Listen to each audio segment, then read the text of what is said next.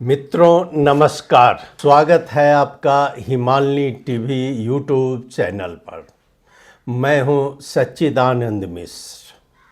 मित्रों, क्या बालेन सरकार लोकतंत्र चला रही है या एक तरफा हुकूमत? जी हाँ, नेपाल की राजनीतिक वायुमंडल में इस समय एक बड़ा सवाल गूंज रहा है चारों तरफ कि क्या बालेन की सरकार सचमुच बदलाव ला रही है या फिर जल्दबाजी, अहंकार और अपरिपक्व फैसलों से खुद की अपनी विश्वसनीयता खत्म कर रही है।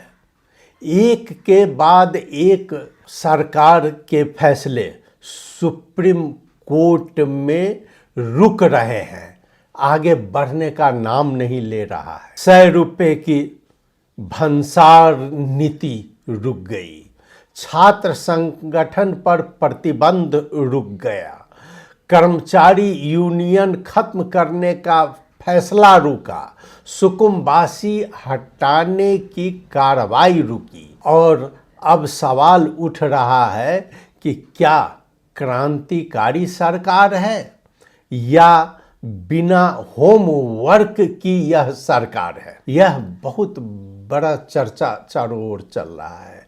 क्या बालेन शाह और उनकी टीम शासन चला रही है या सोशल मीडिया वाला एक्टिविज्म अब सरकार में भी जारी है? आज हम इसी की चर्चा करेंगे पार्ट वाइज।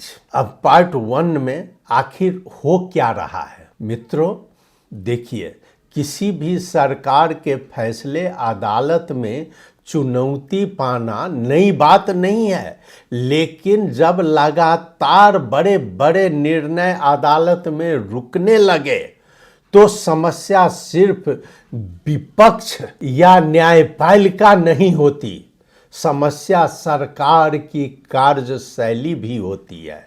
जरा सोचिए मित्रों, पूर्ण बहुमत की सरकार, अपार बहुमत, जनता का जबरदस्त समर्थन, सिस्टम बदलने का दावा, लेकिन 1.5-2 महीने के भीतर ही सुप्रीम कोर्ट बार बार कह रहा है कि रुकिए, अपने प्रतिक्रिया दे रही है। सुप्रीम कोर्ट कह रहा है रुकिए, आपने प्रक्रिया नहीं अपनाई। यह बहुत गंभीर संकेत है। जी हाँ, क्योंकि अदालत सरकार की नीति नहीं रोक रही है। यहाँ अदालत कह रही है कि आपका तरीका गलत है और यही सबसे बड़ा सवाल है अभी राजनीतिक वातावरण में। अब पार्ट 2 में हम आते हैं कि क्या बालेन सरकार जल्दबाजी में है? अब सीधी बात हम करते हैं कि क्या यह सरकार जरूरत से ज्यादा जल्दबाजी कर रही है या वर्षों 5 वर्ष का काम केवल 1 महीना में करना चाहती है? जवाब है हाँ, काफी हद तक। सरकार को लगता है कि जनता ने भारी जनादेश दिया है, इसलिए वह जो चाहे तुरंत लागू कर सकती है। लेकिन लोकतंत्र सिर्फ जनादेश नहीं मानता। लोकतंत्र केवल जनादेश से ही नहीं चलता।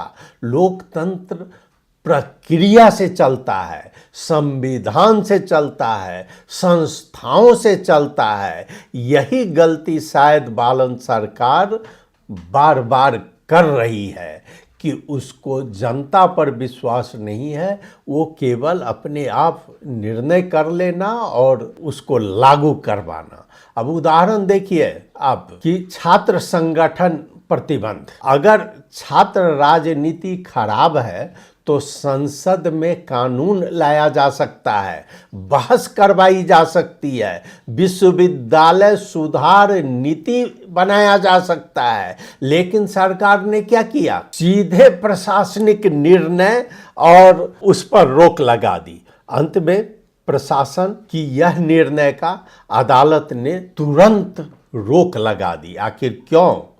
क्योंकि लोकतंत्र में संगठन बनाना लोगों का मौलिक अधिकार है। अब दूसरा, कर्मचारी ट्रेड यूनियन खत्म। सरकार ने अध्यादेश से यूनियन खत्म करने की कोशिश की। अब सवाल यह है कि क्या इतनी बड़ी नीति संसद से नहीं आनी चाहिए थी? क्या सरकार को इतना भी धैर्य नहीं था? संसद में बहस करवा कर निकाली जा सकती थी। अदालत ने यही पूछा है। सुकमवासी हटाओ अभियान, सरकार कहती है अतिक्रमण हटाना जरूरी है। जी हाँ, बिल्कुल जरूरी है, लेकिन क्या गरीबों को रातों रात उजाड़ देना यही समाधान है? पुनर्वास कहाँ है? इसकी वैकल्पिक व्यवस्था कहाँ है? मानवीय संवेदनशीलता भी होनी चाहिए। कहाँ है मानवीय संवेदनशीलता? अदालत ने कहा पहले प्रक्रिया अपनाइए और फिर निर्णय लागू करो। हम तीसरा पार्ट में जानेंगे, क्या बालेन सरकार लोकप्रियता के नशे में है? अब सबसे बड़ा राजनीतिक प्रश्न यही है, क्या भारी जनमत मिलने के बाद सरकार को लगने लगा है कि वह वही राज्य है और वही जो कुछ चाहेगी वही कर लेगी, ये बहुमत के बदौलत? इतिहास गवाह है, जब कोई सरकार बहुत लोकप्रिय होकर आती है तो धीरे धीरे उसे लगता है कि हम ही जनता है, हम ही राष्ट्र हैं, और जो हमारा विरोध करे वह विकास विरोधी है। यानी हम जो चाहेंगे वह करके दिखाएंगे। यहीं से लोकतंत्र कमजोर होना शुरू होता है। नेपाल में अभी वही खतरा दिखाई दे रहा है। सरकार की भाषा देखिए, जो विरोध करे उसे पुराना सिस्टम कह दो। पुराना ओली क्या सरकार, देउपा की सरकार, प्रचंड की सरकार कह के उसको निपटा दो। उसको विरोध करने वाले को दलाल कह दो, भ्रष्ट कह दो, माफिया कह दो। लेकिन सवाल यह है कि क्या हर असहमति, हर विरोध भ्रष्टाचार होता है?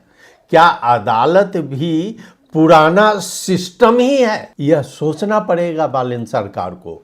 अगर सुप्रीम कोर्ट भी दुश्मन दिखने लगे तो यह लोकतंत्र के लिए खतरनाक संकेत साबित होगा। इसका चौथा पार्ट में हम आते हैं, क्या सलाहकार कमजोर है बालेन सरकार की? दूसरा ये बड़ा सवाल है, क्या बालेन शाह के सलाहकार सक्षम नहीं है बालेन शाह को कन्विंस करने के लिए?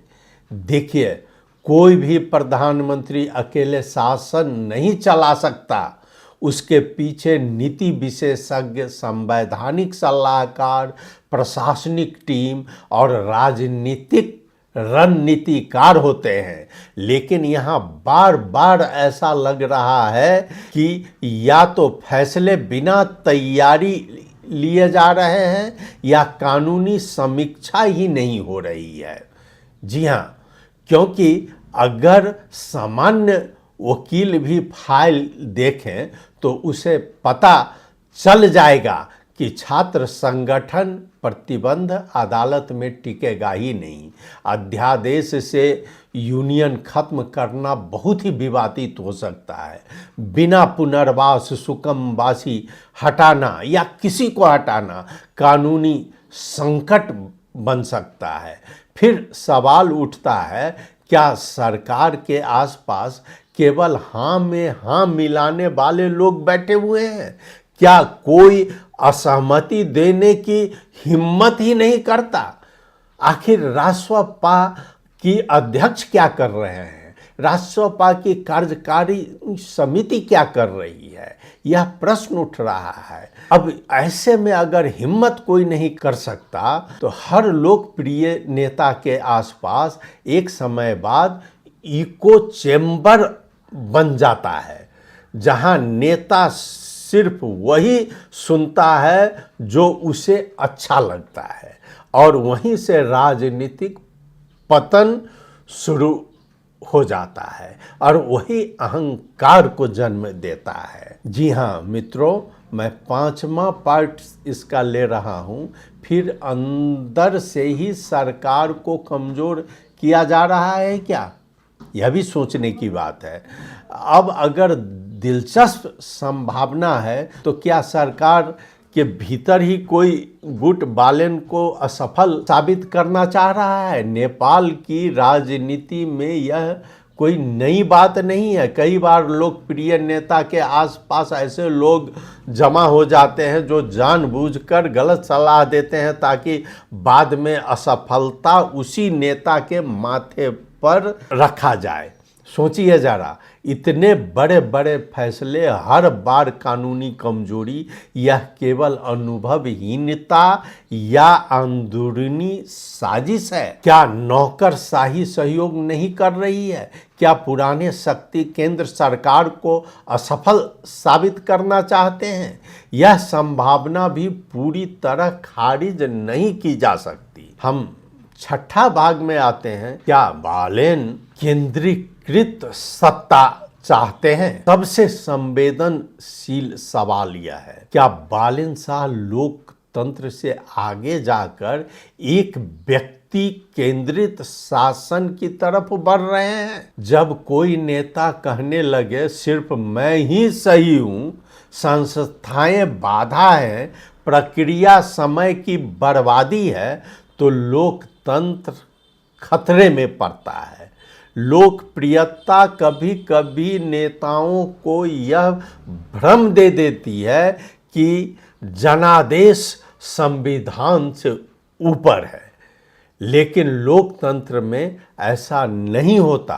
पूर्ण बहुमत का मतलब यह नहीं है अदालत कमजोर हो जाए, संसद अप्रासंगिक हो जाए या मौलिक अधिकार खत्म कर दी जाए। अगर सरकार हर आलोचना को दुश्मनी मानने लगे तो वह लोकतंत्र की सरकार नहीं, व्यक्तिवादी शासन बन जाती है। 7वां, जनता का मूड अब बदल रहा है बालेन साहब। अब सबसे महत्वपूर्ण प्रश्न है, क्या जनता का मूड बदलने लगा है?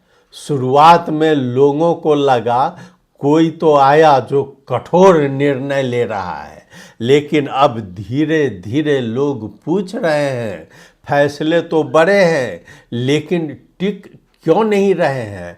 हर बार अदालत रोक क्यों लगा रही है? क्या सरकार सिर्फ हेडलाइन मैनेजमेंट कर रही है? याद रखिए, जनता को केवल भाषण नहीं चाहिए, उसे परिणाम चाहिए। रोजगार चाहिए, महंगी से राहत चाहिए, स्वास्थ्य चाहिए, शिक्षा चाहिए। अगर सरकार सिर्फ प्रतीकात्मक कठोरता दिखाएगी तो लोकप्रियता धीरे धीरे कम होने लगेगी। अभी शिक्षा के क्षेत्र में देखिए तो क्या हो रहा है त्रिभुवन विश्वविद्यालय में। त्रिभुवन विश्वविद्यालय में वाइस चांसलर नहीं है, एक डीन को सारा काम दिया गया है। अब बालेन साहब इसके प्रमुख व्यक्ति हैं। अब ये चाहते हैं जो एक ही बार में 16 यूनिवर्सिटी में हम बदलाव ला दें, तो ये संभव है? इसमें जनता और विद्यार्थी पिछड़ जाएगी। जी हाँ, सबसे बड़ा खतरा क्या है? सबसे बड़ा खतरा यह नहीं है कि अदालत सरकार को रोक रही है। सबसे बड़ा खतरा यह है कि सरकार न्यायपालिका के बीच अब विश्वास बढ़ रहा है। प्रधान न्यायाधीश नियुक्ति विवाद ने पहले ही माहौल बहुत ही खराब कर दिया है। अब अगर सरकार को लगे कि अदालत उसके खिलाफ है और अदालत को लगे कि सरकार संविधान से ऊपर चल रही है, तो संस्थागत टकराव होगा और उसका नुकसान पूरे नेपाल को भुगतना पड़ेगा। आज पड़ोसी देश के सीमा पर क्या बीत रही है? संपूर्ण तराई की जनता त्रसित है, उसे अपने संबंधियों से मिलने में रोक लगाई जा रही है। हर जगह प्रमाण पत्र चाहिए, हर जगह सर्टिफिकेट चाहिए। अरे भाई, वो कैसा सर्टिफिकेट, कैसा प्रमाण पत्र तुम्हें चाहिए? क्या तुमको अपने ब्लड रिलेशन से मिलने के लिए कोई चाहिए प्रमाण पत्र, कोई आइडेंटिटी? अगर सीमा बॉर्डर के लोग जाता है तो उसको आई कार्ड दिखाना जरूरी है। जी हाँ मित्रों, बालेंद्र शाह सरकार के सामने आज सबसे बड़ी चुनौती विपक्ष नहीं है, सबसे बड़ी चुनौती है अपनी लोकप्रियता को परिपक्व शासन में बदलना। क्रांति का नारा देना आसान है, ट्वीट करना आसान है और भीड़ जुटाना भी आसान है, लेकिन संविधान के भीतर रहकर शासन चलाना सबसे कठिन काम है, जो कि बालेंद्र शाह वहाँ पिछड़ रहे हैं। अगर सरकार जल्दबाजी, अहंकार और हम ही सब कुछ हैं वाली मानसिकता से बाहर नहीं निकली तो वही जनता जिसने आज सिर पर बैठाया है, कल सबसे पहले सवाल भी पूछेगी और सिर पर से उठाकर जमीन पर भी गिरा देगी। लोकतंत्र में जनादेश परमानेंट नहीं होता और इतिहास गवाह है, जो सरकार संस्थाओं से टकराती है वे शुरुआत में बहुत ताकतवर दिखती है, लेकिन अंत अक्सर कमजोर होकर ही होता है, जैसे कि पिछली सरकार को आप देख रहे हैं। मित्रों, अगर आपको यह विश्लेषण पसंद आया है तो वीडियो को लाइक करें, चैनल को सब्सक्राइब करें और कमेंट में ज़रूर बताएं, क्या सुप्रीम कोर्ट लोकतंत्र बचा रहा है या फिर सरकार को काम ही नहीं करने दिया जा रहा है? आपने सुना, बहुत बहुत धन्यवाद। नमस्कार।